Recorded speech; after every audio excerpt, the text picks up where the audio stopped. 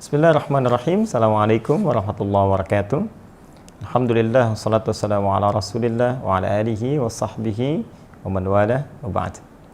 Saudara-saudariku, Alhamdulillah kita berjumpa kembali dalam channel YouTube ini yang memang dikhususkan untuk kita bisa berinteraksi dengan ringkas, terkhusus terkait dengan diskusi kita seputar persoalan-persoalan aktual yang mungkin bisa kita diskusikan dan kita share bersama.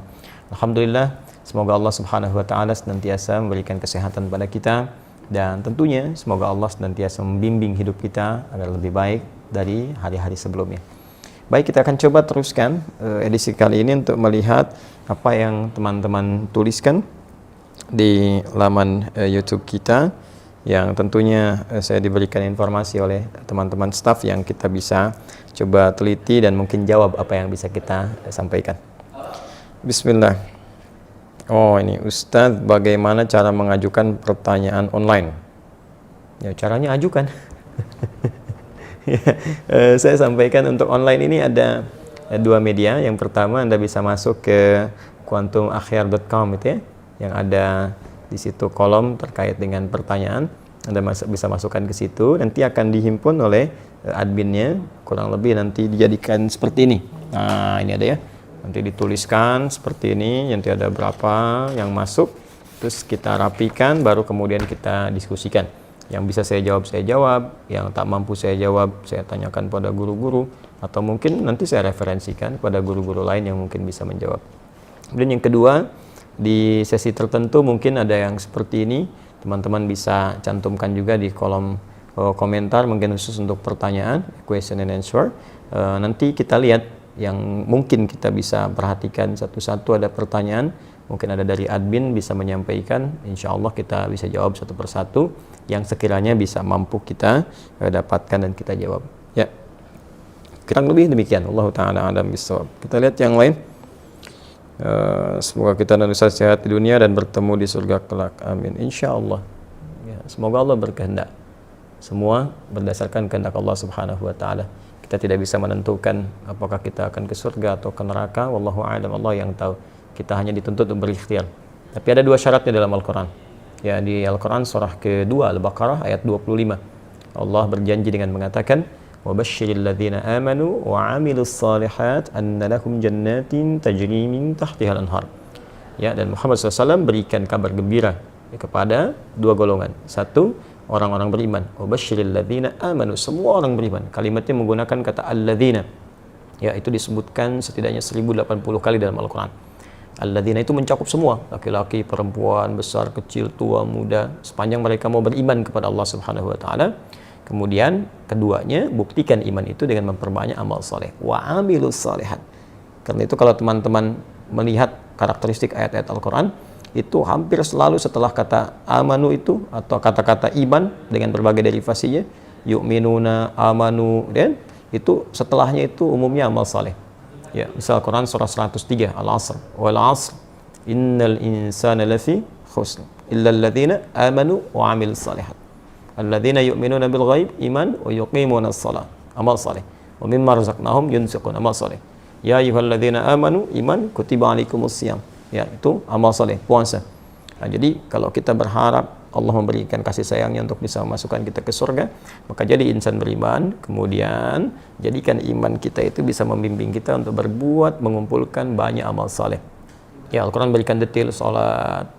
Ya, perbanyak, bukan cuma fardunya. Ya, tapi tambah sunnahnya. Ya, kalau cuma fardu, anak kecil juga yang belajar fardu juga, tambah dengan sunnahnya.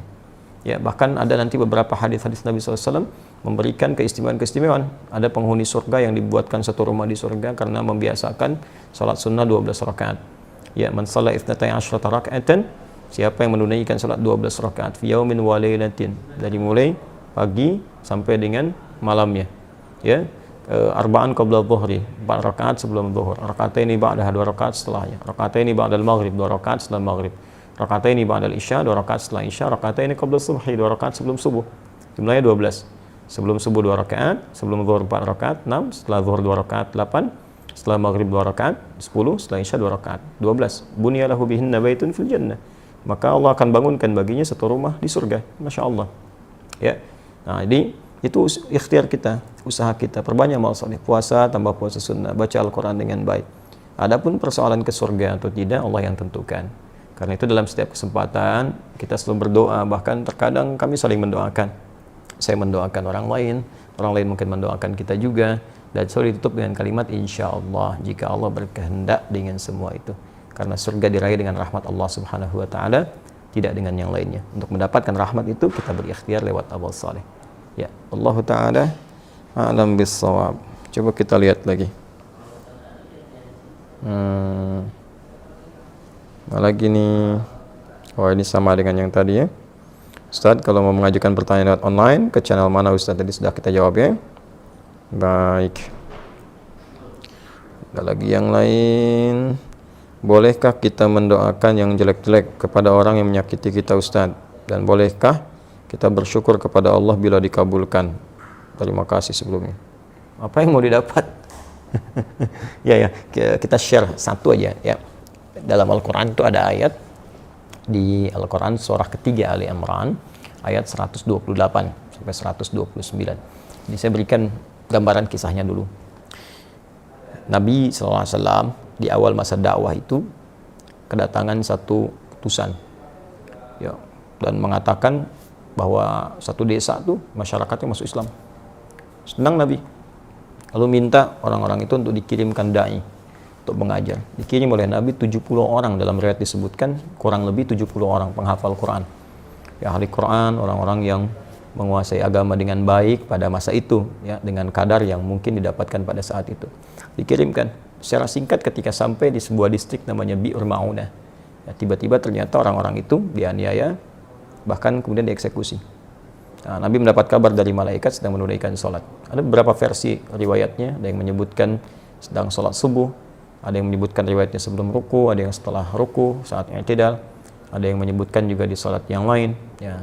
Intinya informasi itu sampai kepada Nabi, dan Nabi mendoakan, ya Allahumma la'an kita, Allahumma adzibhum, ya Allah tolong laknat bani fulan ya, kemudian tolong hukum mereka dan seterusnya. Itu berlangsung selama sebulan. Nah, doanya terasa keras ya, tolong hukum bani fulan, tolong hukum mereka, tolong laknat mereka. Apa yang terjadi? Kemudian Allah turunkan Al-Quran surah ketiga Ali Imran ayat 128.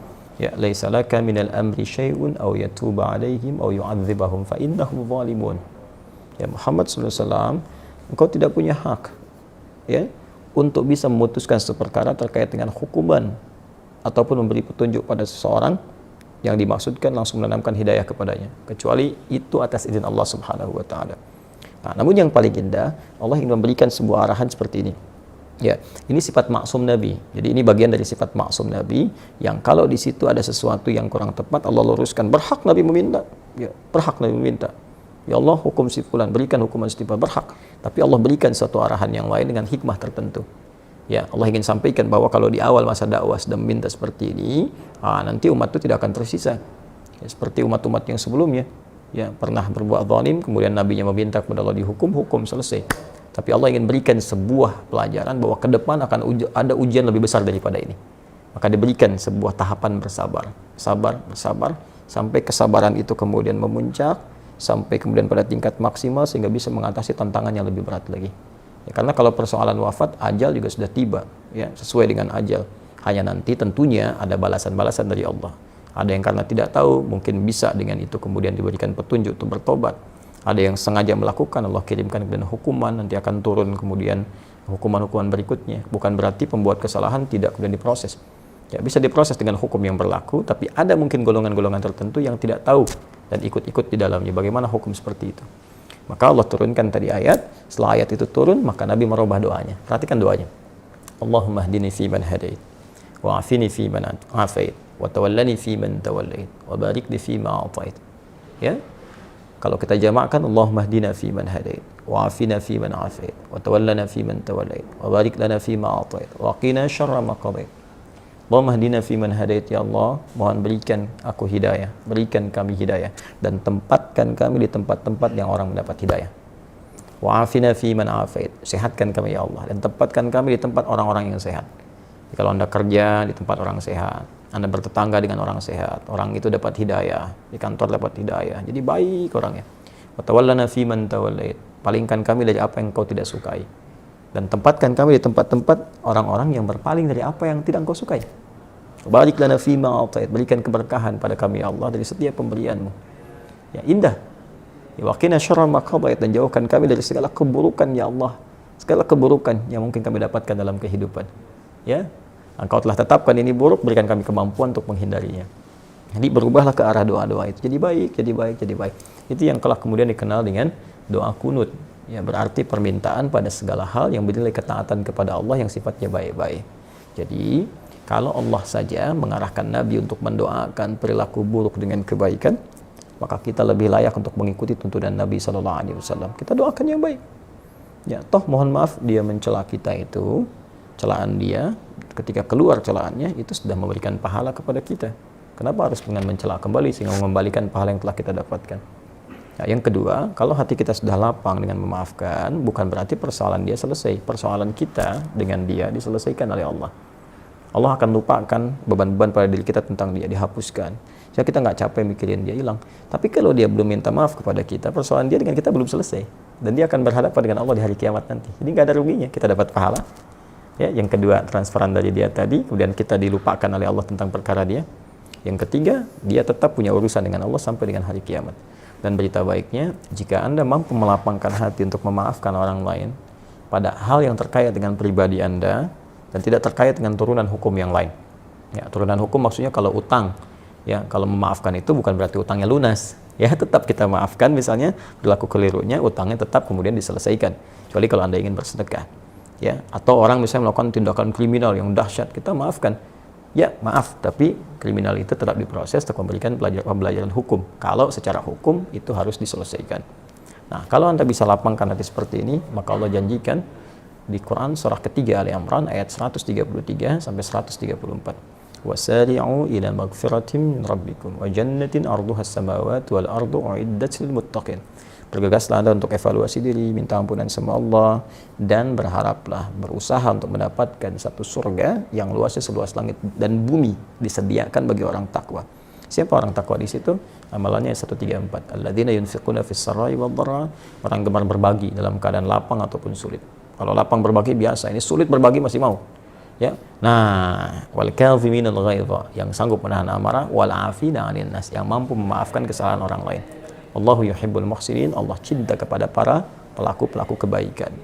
Barangkali Anda lulus ujian yang lain, ujian sholat bagus, zakat bagus, tapi Allah ingin menguji Anda dengan hadiah terbesar, yaitu surga seluas langit dan bumi. Dapatkan itu, dan disitulah kesempatannya.